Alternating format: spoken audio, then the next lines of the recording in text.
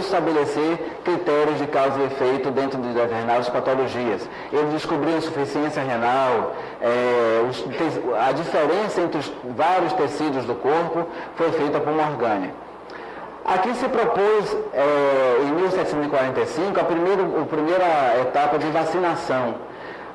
O que aconteceu? Esse João Frank, ele foi para o Oriente Médio e na Índia e alguns países árabes tinham o hábito de quando alguém pegava varíola, se pegava aquele pus da varíola e inoculava na pele das crianças, e aquelas crianças não tinham varíola. Então ele começou a achar que essa ideia era bem interessante, começou a levar isso para a Europa, começando a primeira campanha de vacinação. Não precisa nem dizer que foi um escândalo, né? As pessoas não aceitavam que, imagina, eu colocar pus na minha pele, e assim surgiram muitas polêmicas, como todo o processo de vacinação na história da humanidade gera muita polêmica, mas se começou a pensar também, né, no processo de prevenção. Então isso foi estendido para o sarampo, para a própria varicela, que é a catapora, e aí foi o embrião do processo de vacinação. Surgem agora os hospitais lá no Novo Mundo, então a medicina americana pôde crescer também à vontade, porque não tinha assim, nenhum impedimento muito religioso para atuar sobre eles, e isso facilitou o desenvolvimento. Surge aqui uma coisa, o processo do conhecimento da psiquiatria. Então, quando você fala, você está ficando Pinel, é esse senhor, né? Philip Pinel.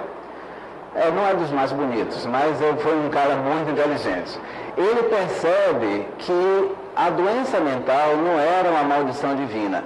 Ele foi o primeiro a aventar que o indivíduo que tem doença mental, ele tem uma doença orgânica. E não foi uma maldição, não é um diabo no corpo, e ele começa a propor o tratamento desses doentes mentais com dignidade, que até então viviam nas ruas, viviam maltrapilhos, viviam isolados como prisioneiros. Ele criou a ideia que até hoje a gente tem dificuldade de desenvolver, de tirar o doente mental do hospício, de trazer ele para a sociedade e ser tratado como um indivíduo que merece o apoio da família. Então, assim, ele criou esse embrião da psiquiatria moderna e ele começa a estudar a psiquiatria enquanto ramo da medicina. Por isso ele é tão homenageado, às vezes a gente não sabe nem de quem está falando.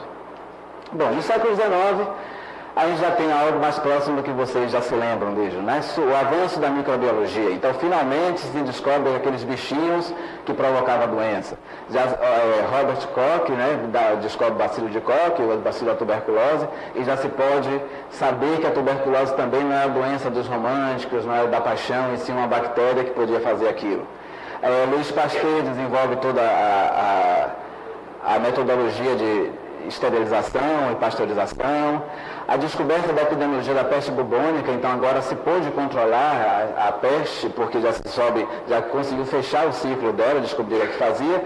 E surge finalmente aquilo que os americanos começaram a perceber, que tinha que lavar as mãos para fazer um procedimento, se descobriu por quê. É bactéria mesmo, né? Então surge a asepsia cirúrgica. Então, assim, a cirurgia começa a ganhar agora um status que ela não tinha, porque diminui-se a mortalidade.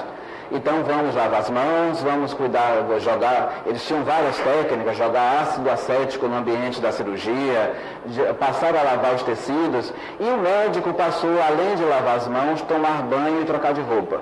Você vai, mas trocar de roupa? Então tem uma coisa que é meio anedótico na história da medicina, que até então os médicos usavam jalecos, não esses branquinhos que a gente usa, limpinhos, mas eram jalecos cheios de pus, cheios de sangue, cheios de secreção, que aquilo mostrava a experiência que ele tinha. Quanto mais sujo era o jaleco, mais ele era um cara experiente. Então ele ia com seu jaleco levando as bactérias para todo mundo, né? Então, consequentemente, ele adoecia muito mais pessoas.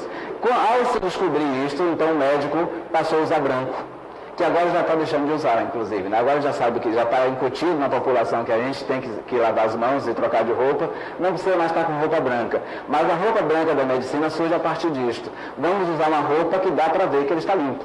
Né? Vamos ver que esse médico vai lavar as mãos, embora ainda é difícil fazer médico lavar a mão.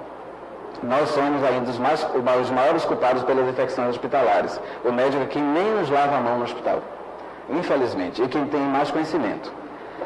O início da anestesia. Então, é outra coisa maravilhosa, que até então as cirurgias eram feitas na marra, né? Amarrava o indivíduo, amordaçava, dava-lhe cachaça para ele ficar meio atordoado, e os procedimentos, o médico habilidoso ele tinha que fazer a cirurgia o mais rápido possível, porque para diminuir a quantidade de dor desse paciente. E surgiu o ópio, né, e a cocaína, que veio daqui da América Latina, né? Então a papoula foi extraída da América Latina, a cocaína também, com fins terapêuticos, né? Então só depois que ela tomou esse fim, uso de, vamos chamar de diversão. O descobrimento do éter e do clorofórmio. Então isso possibilitou que as cirurgias fossem feitas com mais tranquilidade. A vacinação do tétano também surgiu nesse período. Bom, acho que não está dando para ver muito bem, mas aqui é um momento de uma cirurgia, aqui foi um retrato de uma das primeiras cirurgias que se usou o éter para anestesiar o paciente. Então, assim, ninguém acreditava muito que aquilo pudesse ser verdade. Acharam que era charlatanismo, deram o éter para a paciente cheirar e puderam fazer todo o procedimento e depois, quando acabou o efeito, a pessoa acordou como se nada tivesse acontecido. Então o primeiro médico que fez isso, ele chegou a ser preso como charlatão, porque ninguém acreditava que era verdade, até que outros médicos foram fazendo e repetindo a tecnologia. Ali a gente tem uma garrafa de ampola de éter, que era fabricado o éter na hora, e o paciente inalava. E isso possibilitou o desenvolvimento da cirurgia, né? Porque sem dor ficaria muito mais fácil fazer os procedimentos. A descoberta de um mundo invisível possibilitou, portanto, a patologia humoral, a célula vichoviana. Então a gente pôde desenvolver um pensamento dentro daquilo que a gente não enxerga. É engraçado que no interior até hoje tem gente que diz, esse negócio de bactéria eu não acredito, eu não vejo, né? Ainda temos isso nas pessoas com menos cultura. As alterações físicas demonstradas, então passou a se estudar os casos clínicos, passou a ter instituições médicas com maior poder de estudo, de inferência, e o modelo de medicina passou agora a ser mais científico e higienista, e menos assistencialista. Porque agora você pode pesquisar e pode tratar realmente aquele indivíduo que está adoecendo, embora ainda com poucas possibilidades ainda terapêuticas nesse período. Até que chegou o século XX, né? Então aqui nós tivemos grandes revoluções e as grandes guerras possibilitaram o desenvolvimento da medicina. Então o lado bom da guerra, se é que pode ter algum, é que as guerras trouxeram muito desenvolvimento, tanto em técnica cirúrgica, quanto técnicas de medicamentos experimentais que tinham que ser usados nesses pacientes. Então possibilitou a descoberta de uma série de coisas. A evolução da psicologia surgiu também no século XX, Freud foi um dos primeiros a compilar vários trabalhos soltos que se falava em psicologia, em doença mental, em doença psicossomática, e a gente começou a ver que existia uma relação entre o psicossomático e o orgânico, que não são coisas apartadas, né? Um trabalho que até hoje a gente tem que trabalhar com todos os estudantes de medicina, que ainda é difícil para a gente abrigar essas duas coisas, né? Desde Descartes a gente fez essa dicotomia e agora que está retornando a estruturar. Então a psiquiatria também pôde evoluir mais rápido. Aqui a contribuição também da Segunda Guerra, onde se descobriu uma série de medicamentos, e aqui tem as coisas que salvaram muitas vidas, né? Então a penicilina, que foi descoberta lá em 1929 e foi desenvolvida da forma que a gente conhece hoje em 1957. Se a Europa teve muitas mortes por conta da sífilis, então vários reis e rainhas e pessoas importantes morreram com sífilis. Agora se descobriu o tratamento da sífilis com a penicilina. A penicilina, por que essa interrupção? Quando se descobriu a penicilina em 1929, que foi do fungo, né, como todo mundo sabe, foi feita uma injeção venosa com aquele extrato de fungos, e o paciente que estava em um quadro de infecção generalizada, a infecção foi debelada. Só que depois ele morreu também de choque anafilático, porque não era purificado, ia com todos os micélios do fungo e o paciente teve um choque. Até que se conseguiu purificar a penicilina, já foi em 1957. Então, pôde se tratar agora uma série de patologias, enquanto as bactérias não estavam resistentes, já que, infelizmente, o uso indiscriminado está fazendo as bactérias desenvolver resistências cada vez mais complexas. O clorofenicol, que foi descoberto também lá pela década de 40. A streptomicina, que foi usado também para tratar tuberculose, até hoje a gente usa. A tetraciclina, o famoso Tretex, que todo mundo usa tanto, então hoje em dia se usa Tretex para tudo, para dor de cabeça, dor de dente, e não só como antibiótico, de uso inadequado, obviamente, mas foi nesse período também que foi descoberta. As vitaminas também foram descobertas nesse período, e os corticoides, que o corticoide é um grande aliado do médico para tratar, se bem aplicado, uma série de patologias. Né? Então, olha que em pouco tempo, aí tem aqui 20 anos, a medicina pode florescer de uma forma impressionante, agora ela entra na infância, né? Digamos que antes ela estava em gestação. Fazendo um parêntese, nós tivemos algumas peculiaridades no Brasil colônia. Então, assim, o Brasil tem umas peculiaridades interessantes que, quando os jesuítas vieram para o Brasil, eles vieram, entre outras coisas, para catequizar esses índios e para policiar a prática, né, de bruxaria, etc. O Brasil foi um país que ninguém foi para a Inquisição porque tenha feito bruxaria. Então, os jesuítas tiveram que se coligar com os índios, posteriormente com os escravos que vieram, e puderam fazer uma medicina muito alternativa. Né? Eles não foram autorizados, inclusive, pelo rei de Portugal e a família real, porque a família real não gostava de médicos. Eles trouxeram na corte, inclusive, o curandeiro da corte.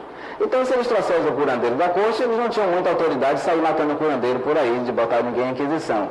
E quando a família real chegou no Brasil, eles começaram a ter seus curandeiros aqui também, que eram escravos e índios, pajés, para cuidar da família real. Então nós tivemos essa peculiaridade com uma tolerância bem grande de pessoas que fazem curandeirismo na nossa história. E aí, juntando o conhecimento de todos esses escravos, negros, né, o exercício da medicina aqui passou a ser de uma forma bem diferenciada. Surgiram, depois da chegada da família real, as faculdades de medicina. Quando eu tive a oportunidade de ler vários trabalhos, está até disponível na Faculdade de Terreiro, das teses de formação desses médicos. Eles tinham uma visão bem antropológica. Você vê temas tipo assim, o desenvolvimento das prostitutas do Maciel dentro da sociedade brasileira. Então, temas que não parecem temas médicos, porque a visão desses médicos do Brasil era muito antropológica. Surgiu o curso de farmácia dentro da Faculdade de Medicina, então, que era uma coisa só, então surgiu daí o farmacêutico. Com as guerras napoleônicas nós tivemos então a vantagem, né, dessa fuga da família real. O país deixou de ser somente extrativista e trouxe maior desenvolvimento, e isso é importante porque isso trouxe desenvolvimento para o Brasil e depois a abertura dos portos do Brasil. O que é que tem a ver isso com a história? Então, à medida que o Brasil teve que abrir os portos, populações de outros países vinham para cá, e se eles adoecessem, eles não voltavam mais. Então, teve que se criar uma política de saúde para disciplinar as doenças que aqui eram endêmicas, a febre amarela, a malária, né, a dengue, que foi dizimada lá pela década de 30 e depois agora que está voltando. Então, assim, o Brasil teve que cuidar dessa saúde do Brasil para possibilitar o livre comércio com os outros países. Então, você vê quanto cultura, religião, economia está misturado com medicina, né? Bom, e aí vem o Brasil do século XX, nós temos grandes nomes no Brasil, então tivemos Emílio Ribas, né, infectologista, que descobriu uma série de patologias, entre a febre amarela. Carlos Chagas, que descobriu todo o ciclo da doença de Chagas. Eu costumo ressaltar que foi talvez o único médico no mundo que descobriu todo o ciclo de uma doença e não ganhou o Nobel. Ele teve a infelicidade de ser brasileiro, porque certamente existem questões políticas nisso. Então, assim, é uma injustiça que a ciência do mundo presta ao Brasil, né, porque foi uma descoberta daqui do Brasil. Adolfo Lutz, né, que junto com Emílio Ribas, e depois ele pôde dizimar a febre amarela das grandes cidades. Então, o Rio de Janeiro é um grande foco de febre amarela, São Paulo, e até hoje ela não voltou para essas cidades, então ainda temos febre amarela mais na região central do país. E o Oswaldo Cruz, né, que temos nosso Instituto Oswaldo Cruz até hoje, e que fez um modelo. Oswaldo Cruz foi convidado pelo governo brasileiro justamente para melhorar a questão da infecção no Brasil. Mas aí ele criou um modelo muito centralista, muito autoritário, da onde foi gerado o SUS.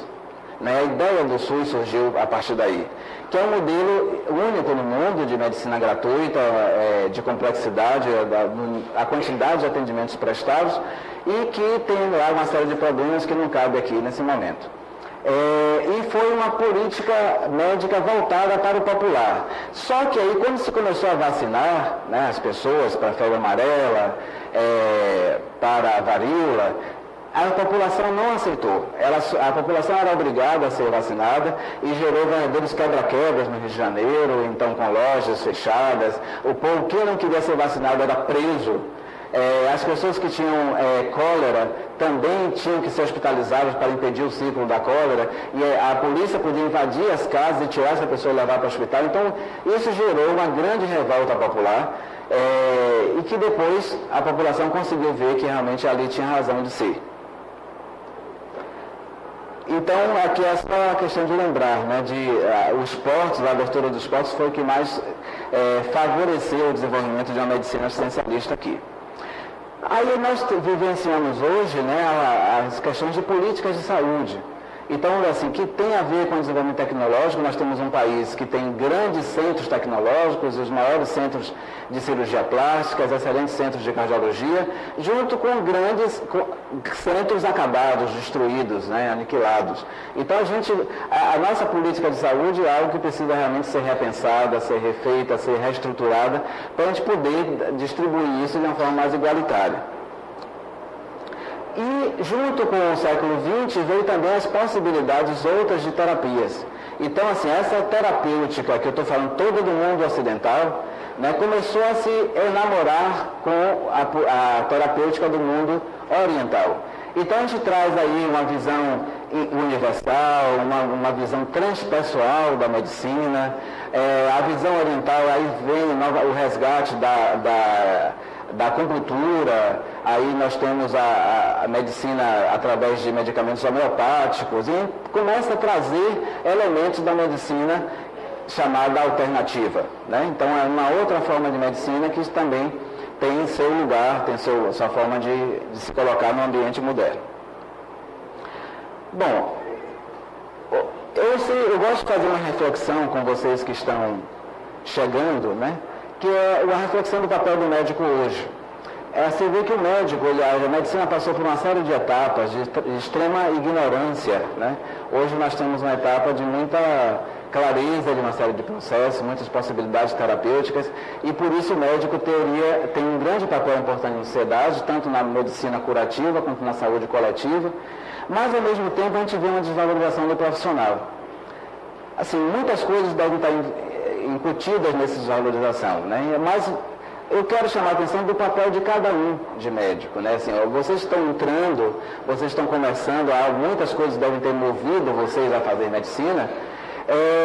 Lembrar da humanidade do médico. O médico tem esquecido de ser humano, tem às vezes encantado demais com as questões tecnológicas, né, com os equipamentos, de ouvir o paciente, de parar para escutar, de fazer aquilo que gerou a vontade de ser médico, que é cuidar do outro, de estar do lado do outro, né? Não cabe aqui a gente discutir o que gerou isto, mas cabe a gente refletir como é que a gente pode mudar daqui adiante. Acho que cabe muito a cada um de nós pensar nessa mudança e resgatar o papel do médico e trazer a melhoria do papel do médico dentro do planeta.